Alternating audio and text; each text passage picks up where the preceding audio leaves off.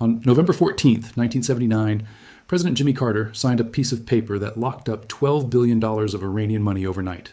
Not American money, Iranian money. Deposits, gold, securities, and property that the Iranian government had placed in American banks and financial institutions. With a single executive order, all of it was frozen. Iran could not touch a penny of its own wealth. That executive order, number 2170, was signed 47 years ago. The state of emergency it declared has been renewed every single year since then by every single president, Republican and Democrat alike. It is the oldest existing state of emergency in the United States. And as of today, Iran's frozen assets around the world are estimated at over $100 billion. This is the story of how the United States seized a country's money and turned a financial freeze into a permanent economic weapon. The context was the Iranian Revolution. In February 1979, a popular uprising overthrew the Shah of Iran, Mohammad Reza Pahlavi, who had ruled the country for decades with American backing. The Shah was a key American ally in the Middle East. He had been installed by a CIA and MI6 coup in 1953 and had remained loyal to Washington ever since, buying American weapons, selling oil to the West, and acting as a regional enforcer for U.S. interests. When the revolution swept him from power, it was not just a political event, it was a direct rejection of American influence in Iran. The crisis escalated dramatically on November 4th, 1979, when a group of Iranian students stormed the American embassy in Tehran and took 66 American diplomats and civilian personnel hostage. 52 of them would be held for 444 days. The hostage crisis dominated American media and politics. It consumed the Carter presidency, and it triggered the financial weapon that would define the U.S.-Iran relationship for the next half-century. 10 days after the embassy was seized, Carter signed Executive Order 2170.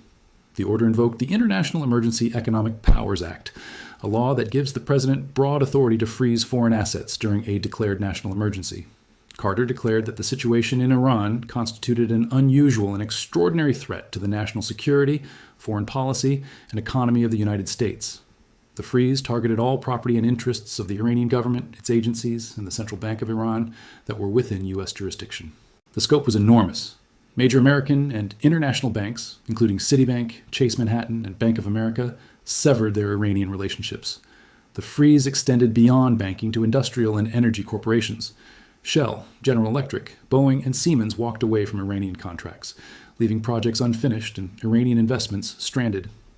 Iran was cut off from its own money and from the Western financial system in one stroke. The hostage crisis was eventually resolved through the Algiers Accords, signed on January 19, 1981, the last full day of the Carter presidency. The Accords were a complex negotiation that addressed both the hostages and the frozen assets. Under the terms, approximately $3.7 billion was used to pay off loans that Iran owed to U.S. banks. Another $1.4 billion was placed in an escrow account at The Hague to settle outstanding commercial claims between American companies and the Iranian government. Roughly $2.9 billion was returned to Iran outright. The rest remained in various stages of legal dispute. The Accords also established the Iran-United States Claims Tribunal based at The Hague in the Netherlands. This tribunal was created to resolve the thousands of financial claims between American citizens and companies on one side and the Iranian government on the other. It has been operating continuously since 1981. It is one of the longest-running international arbitration bodies in modern history. For over 4 decades, lawyers have been arguing over contracts, property seizures, and commercial disputes that date back to the revolution. The tribunal has awarded billions of dollars in claims, but the process has been glacially slow and deeply contentious. But the story did not end with the Algiers Accords. The original freeze was just the beginning. Throughout the 1980s and 1990s, new layers of sanctions were added. After Iran was linked to the 1983 bombing of the U.S. Marine barracks in Beirut, which killed 241 American servicemen, Iran was placed on the U.S. State Department's list of state sponsors of terrorism. This designation triggered additional financial restrictions and blocked Iran from receiving U.S. foreign aid or purchasing dual-use technologies. In the 2000s, concerns about Iran's nuclear program led to a massive escalation of the sanctions regime. The United Nations imposed its own sanctions. The European Union added more, and the United States used its control over the dollar system and the SWIFT banking network to pressure banks around the world to stop doing business with Iran. In 2012, Iranian banks were disconnected from SWIFT, cutting them off from the global financial messaging system. Any international bank that processed transactions for sanctioned Iranian entities faced the threat of billion-dollar fines from the U.S. Treasury. The 2015 nuclear deal, known as the Joint Comprehensive Plan of Action, briefly offered Iran partial relief. Some sanctions were lifted, some frozen funds were released. But the deal collapsed when the United States withdrew in 2018 under the Trump administration and reimposed what it called maximum pressure sanctions. The financial squeeze intensified. Iran's currency, the rial, went into freefall. Inflation surged. The price of basic goods skyrocketed. In a congressional hearing in early 2026, U.S. Treasury Secretary Scott Bessent openly admitted that the United States had deliberately engineered a dollar shortage inside Iran to provoke economic instability and public unrest. The legal dimension of the frozen assets has become a weapon in its own right. American courts have been used to seize Iranian government property to pay judgments to victims of terrorism. The most prominent case involved a Manhattan skyscraper at 655th Avenue, a 36-story building partly owned by an Iranian foundation. A federal court ordered the building seized and its value, estimated at over $1 billion, distributed to victims of Iranian-backed attacks, including the 1983 Beirut bombing and the 1996 Khobar Towers bombing. Iran denied involvement in the attacks and called the Seizure robbery. The Supreme Court upheld the seizure in 2016 in a case called Bank Markazi versus Peterson. Congress had passed a specific law targeting the Iranian central bank's assets for this exact judgment. Iran argued it was unconstitutional. The court disagreed, 6 votes to 2. The total value of Iran's frozen assets globally is staggering.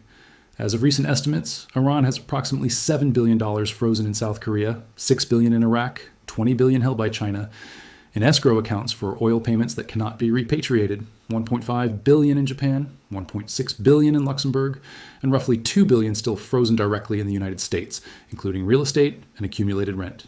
When you add central bank reserves, commercial assets, and property holdings, the total is estimated between $100 and $120 billion.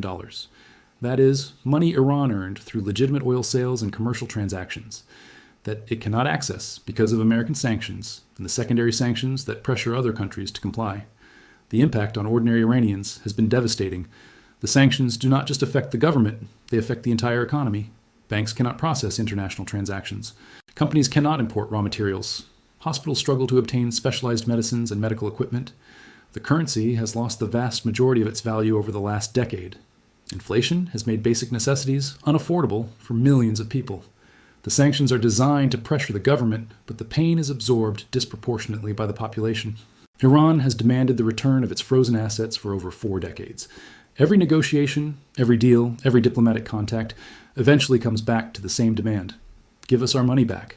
The United States has used the assets as leverage, releasing small amounts during negotiations and freezing them again when talks collapse. The assets have become both a bargaining chip and a punishment, a financial hostage that mirrors the diplomatic hostage crisis that started it all. The story of Iran's frozen assets is a case study in how financial warfare works in the modern world. You do not need to invade a country to bring it to its knees. You do not need to blockade its ports or bomb its cities.